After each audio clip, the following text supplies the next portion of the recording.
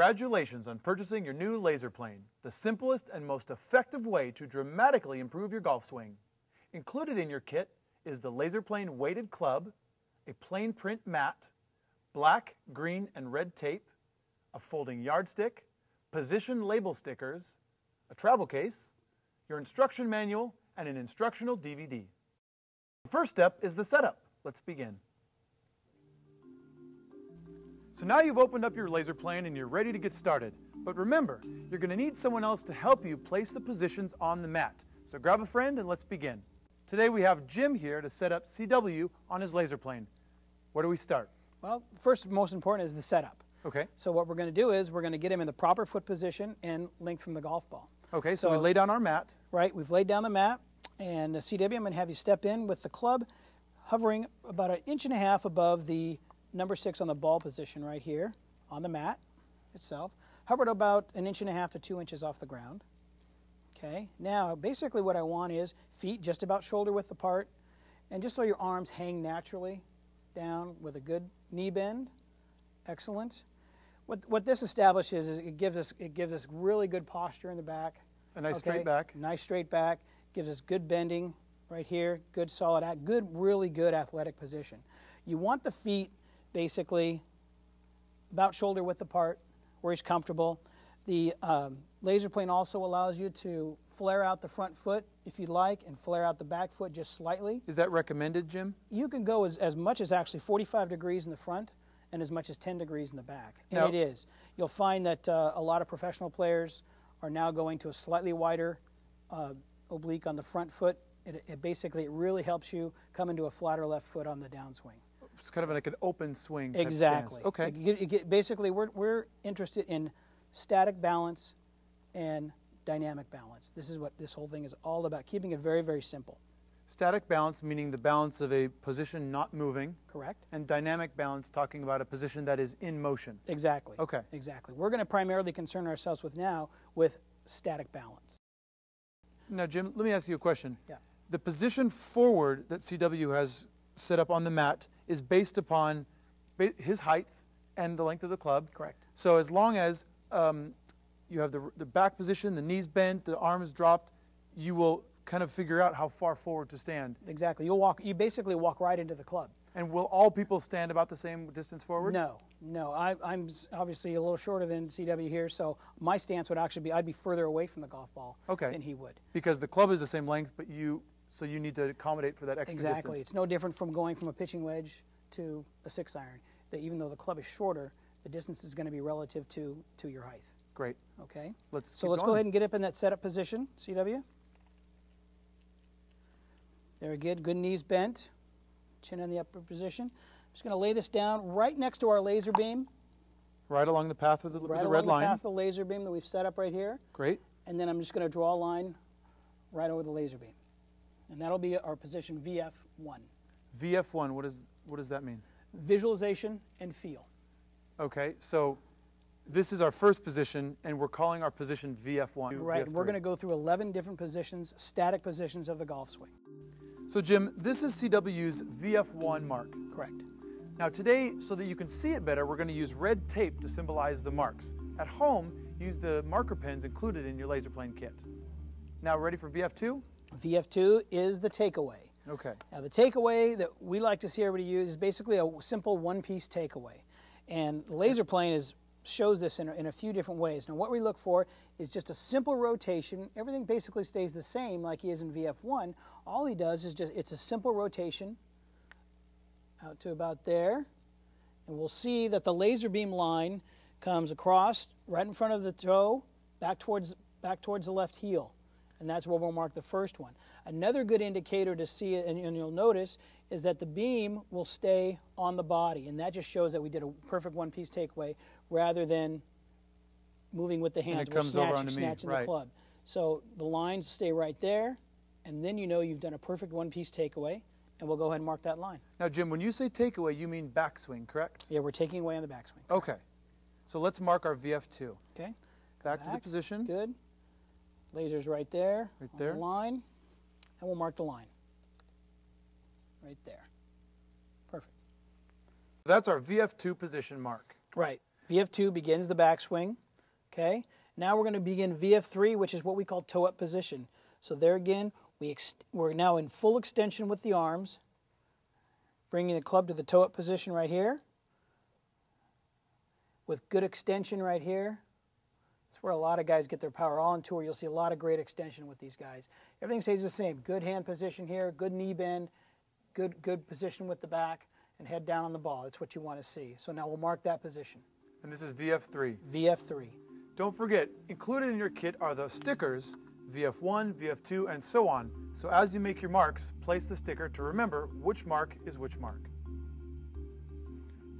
So Jim, we have VF1, VF2, and VF3. Now every golfer is going to be slightly different in size, but all the shapes and the lines are going to look roughly like this. Is that correct? Exactly. Okay. Exactly. It's all about angles. Let's go on to VF5.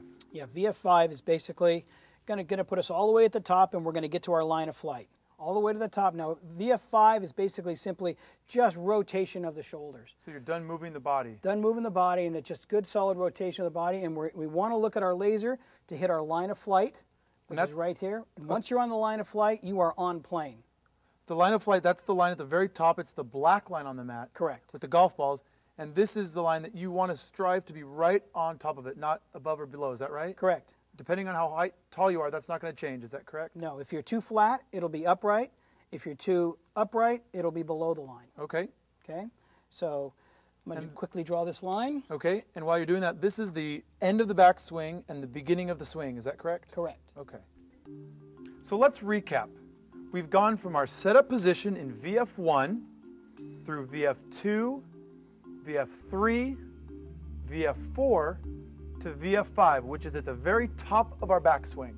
And remember, VF stands for visualization and feel, or position 1 through position 5.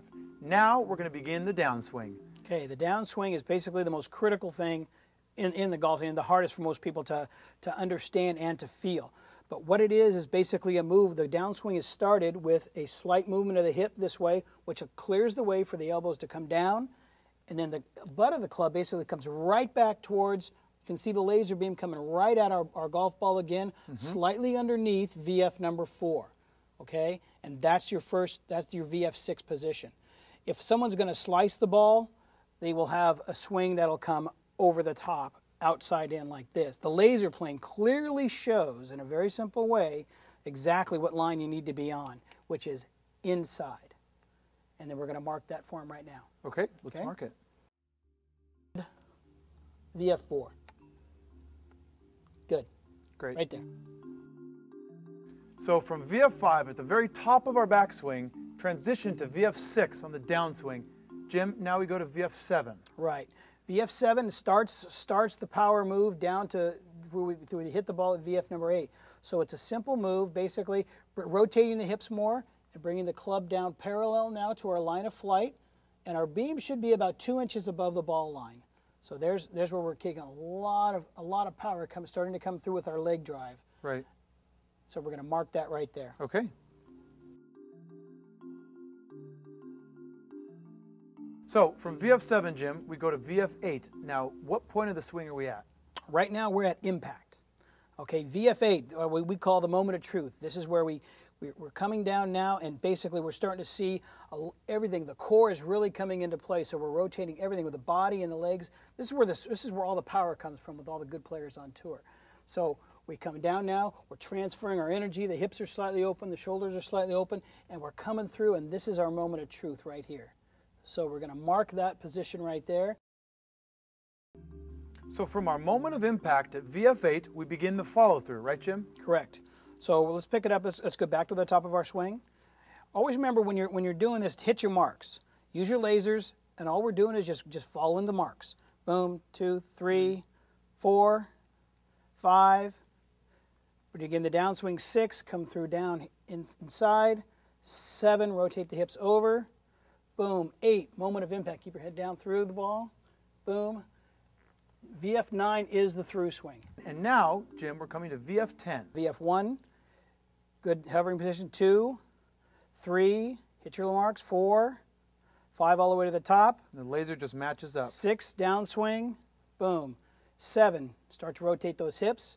Keep power around with the sternum. VF8, good. 9, Moment of truth. start with our extension, and all the way through, VF10 is full extension, toe up. You notice we have full extension in the right arm now versus where we had it in the left arm on the backswing. VF10 is basically parallel to the line of flight, slightly above VF3, and also parallel with VF7. We'll mark that right there. So at this point, we have our plane print. The whole swing is there. How does CW use this mat? Now that he's got his plane print, all he does, he goes home, throws it down on the ground, and just follows the marks on the ground with the laser. And it's as simple as that. Now, what you probably noticed, CW, is did things feel a little bit different to you? I felt fully connected, like there weren't any loose moving parts. I felt very connected and very behind the ball as well. But I didn't feel like I got ahead of it. Okay, but slightly different positions from what you were used to in the beginning? Absolutely. Okay, Absolutely. So the object is, as he goes home at night, and in the manual this is fully explained on different drills to do every single, if he can do their drills every single night, 20 to 30 minutes a night, and just following each position, 10 to 15 seconds at each position, that'll now give us the ability to create that neuromuscular feedback that we need in order to change the old habit into the new habit, thus making him on plane. So you are teaching the group of muscles needed at each point how to exist at that point. Right, in a very, very simple way. So all he does is he'll go down in his positions, like in VF1, he'll hover, and he'll hold that position for 15 seconds, okay?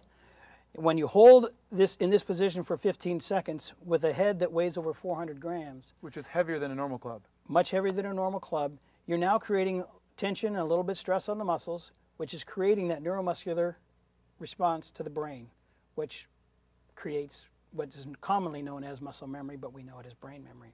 So we're going to go each position, 15 seconds, boom. VF2, 15 seconds, holding it. VF3, 15 seconds. Now, as you're learning holding this, it. you'll get tired. Yeah, This will be a strain, but you're, This will be a strain. you're training yourself. exactly. And then we just go back to number 1, and we'll start, and we'll limit ourselves. And in the manual, explain out very simply how to do each step one at a time. Is it okay to do one step at a time, or should you always do them in unison, like one continuous motion? Now, you could go one step at a time. Some Okay. people learn better one step at a time. Okay. So they master one step, and then they go to the next. So once So- you're done, you add another, and you just keep Right. building. Jim, thank you so much for your help. CW, thank you for demonstrating.